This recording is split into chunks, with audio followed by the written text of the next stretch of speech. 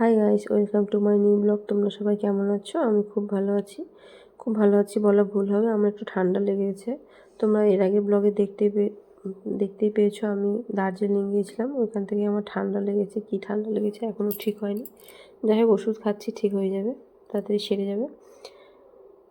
এটা না অনেক দিন আগে ভিডিওটা শ্যুট করেছি, কিন্তু আপলোড করা হয়নি, একটু ব্যস্ততার মধ্যে ছিলাম তো। সেদিনকার দিনটা ছিল একাদশী। আমি সকালে উঠে নিয়ে আমার সকালে যে রুটিন ঠাকুর প্রণাম করা, তাড়াতাড়ি করে ঠাকুর প্রণাম করে নিয়ে একটু পুজো করে নিয়ে বের করবো। আজকে আমরা এক জায়গায় যাব, জহরাতলা মায়ের মন্দির যাব। তাড়াতাড়ি করে পুজো করে নিয়ে রান্না করে বাচ্চাদের স্কুলে পাঠিয়ে দিয়ে আমরা তিন বউ বেরিয়ে পড়ব। জহরাতলা মন্দির সত্যি যেতে পারবে না, কারণ ওর ব্যস্ত আছে, অফিসের কাজ আছে, তো তাই আমরা ভেবেছিলাম তিন বউ যাবো। হঠাৎ করে জানো তো, জহরাতলা যাওয়ার প্ল্যানটা হঠাৎই আগের দিন রাত্রে দিদিভাই বললো কালকে জহরাতলা মন্দির যাবি? তো জহরাতলা মন্দিরটা এমন না, খুব ইচ্ছে করে যেতে প্রতি বছরই, কিন্তু ওইখানে এত ভিড় হয়, তাই যে প্রতি বছর যাওয়া হয় না। অনেক দিন আগে গিয়েছিলাম একবার, বললাম যাবো। কিন্তু যেহেতু জহরাতলা মন্দিরে বৈশাখ মাসে না শনিবার আর মঙ্গলবার করে পুজো হয়। এমনি পুজো প্রতিদিনই হয়, কিন্তু খুব আনুষ্ঠানিকভাবে শনিবার আর মঙ্গলবারে হয়। সেদিন তো ভাবলাম যে শনিবার তো না, সেদিন ছিল বৃহস্পতিবার। তো দিদিভাই বললো সব দিনই সমান। আর সেদিন তো ছিল একাদশী, একাদশী মানে তো অবশ্যই ভালো দিন। তো ভাবলাম না, যাই। তাড়াতাড়ি করে বাচ্চাদের স্কুলে খাওয়া দাওয়া করে পাঠিয়ে দিলাম, ওরা স্কুলে চলে গেল। আমার ছোট্ট হুটুরিটাকে নিয়ে নিলাম সাথে করে, আর আমরা তিন বউ বেরিয়ে পড়লাম জহরাতলা মায়ের মন্দির। টোটোওয়ালা দাদাকে ফোন করলাম, দাদাও চলে আসলো। আমরা ফাইনালি রেডি হয়ে এখন বেরিয়ে পড়লাম মায়ের মন্দিরে যাওয়ার উদ্দেশ্যে। আমরা পৌঁছে গেলাম মায়ের মন্দিরে। এই জহরাতলা মন্দির নামে যাই বলবো কম হবে। উত্তরবঙ্গের ঐতিহ্য আর আধ্যাত্মিকতার এক অনন্য নিদর্শন হলো মালদার জহরাতলা মন্দির।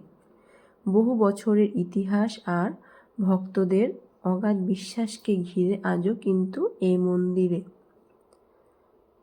মানুষের কাছে এই মন্দির এক বিশেষ আকর্ষণের কেন্দ্রবিন্দু।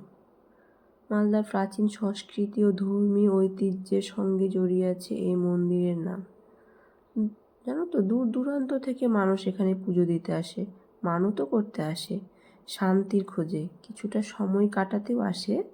যেমন আজকে আমরা এসেছি, পুজো তো দিব অবশ্যই, একটু সময়ও কাটাতে এসেছি মায়ের মন্দিরে।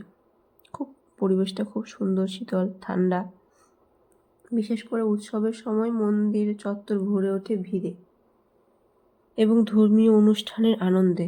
এই যে মন্দিরের চারিপাশটা দেখছো, কিছু কিছু দোকান খোলা আছে, আর না তো না সবই দোকান বন্ধ ছিল। ওইটা শুধুমাত্র শনিবার আর মঙ্গলবার করে এখানে মেলা হয়। এই যে এত ফাঁকা দেখছো না, এত ফাঁকা থাকে না এখানে শনিবার মঙ্গলবার। এত ভিড় থাকে যে মানে প্রচুর লাইন থাকে, প্রচুর।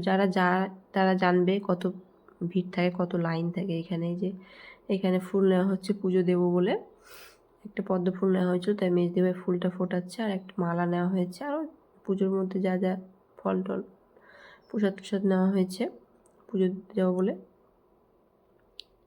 তেমন ভিড় ছিল না সেদিন, যেহেতু বৃহস্পতিবার অতটা ভিড় ছিল না। শনিবার মঙ্গলবার হলে তো প্রচুর ভিড় হতো।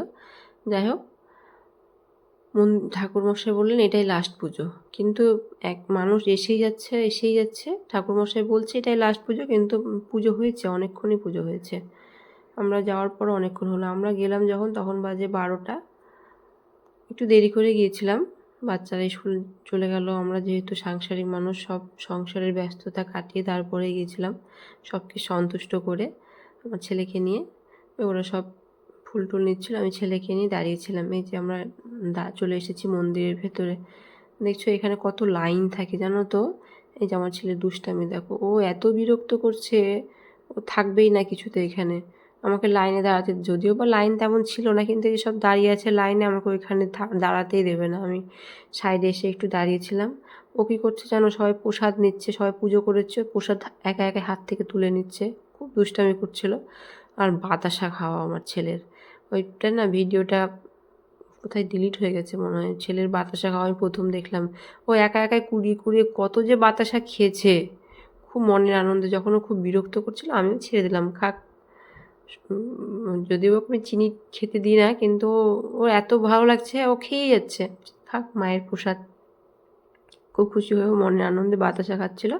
আমরা সবাই ভালোভাবে, খুব ভালোভাবে, যেহেতু ফাঁকা ছিল, এত ফাঁকা তো থাকে না, খুব ভালোভাবে পুজোটা দিলাম। অনেক দিন আগে এসেছিলাম, জানো তো, 5 বছর আগে এসেছিলাম। তখন আমার মেয়ে খুব ছোট ছিল, মেয়েকে ঘুম পাড়িয়ে রেখে গিয়েছিলাম ওর বাবার কাছে। ছেলেকে তো ঘুম পাড়িয়ে রাখার ব্যাপার আসবেই না, আমার ছেলে অত ভালো, অত শান্তশিষ্ট ছেলে নয়। ছেলেকে নিয়ে গেছিলাম। এই যে ফাঁকা কত দেখছো, এত, এখানে এগুলোতে এত ভিড় থাকে, কিন্তু জানো তো, দিন তো সবই সমান, মঙ্গলবার, শনিবার, বৃহস্পতিবার সবই সমান। আমাদের আসল উদ্দেশ্য মায়ের মন্দিরে ভালো করে মন ভরে পুজো দেওয়াটা, সেটা মঙ্গলবারে হোক আর শনিবারে হোক। এখন যদি না যেতে পারি তো কী করবো, অন্য দিন গেলাম। তবে যেন খুব ভালো লেগেছিলো, শান্তশিষ্ট পরিবেশ একদম। আর গ্রাম তো, গ্রাম তো এমনি বরাবরই খুব ভালো লাগে। খুব ভালোভাবে পুজো দিয়েছিলাম, শান্তি মন ভরে একদম। অনেকক্ষণ পুজো দেওয়ার পর আমরা বাইরে এসে কিছুক্ষণ ছবি টবি কাটালাম। হ্যাঁ, ছবি টবি তুললাম, ভালো সময় কাটালাম। ছেলের সাথে অনেক ছবি তুললাম, সবাই মিলে ছবি তুলে নিয়ে। জানো তো, লোকমুখে প্রচলিত আছে এই মন্দিরে আন্তরিক মনে প্রার্থনা করলে মনস্কামনা পূর্ণ হয়। তাই স্থানীয় মানুষদের কাছে জহরাতলা শুধু একটি মন্দির নয়, এটি বিশ্বাস ও আবেগের প্রতীক। মন্দিরের চারপাশের পরিবেশ, ভক্তিমূলক সুর ও মানুষের আস্থা সব মিলিয়ে জহরাতলা মন্দির আজ মালদার অন্যতম পরিচিত ধর্মীয় স্থান। আমাদের মানে খুব ভালো লাগলো সেদিন দিনটা পুজো দিয়ে। তারপর যেহেতু একাদশী ছিল, আমরা কি করলাম বলো তো, এখানে একটা চায়ের দোকানে চা খেলাম শুধু, যেহেতু আমরা অন্য কিছু খাবো না, আর কিছু খেয়ে যাওয়া হয়নি বাড়ি থেকে। তাই একটু চা খেলাম, চা খেয়ে জল খেয়ে। আর শুধু জহরাতলা না তো, আমরা বেশ কয়েকটা মন্দিরেই গেছিলাম। যাই হোক, খুব ভালোভাবে দিনটা কাটালাম। টাটা, বাই বাই, পরের ব্লগে দেখা হচ্ছে।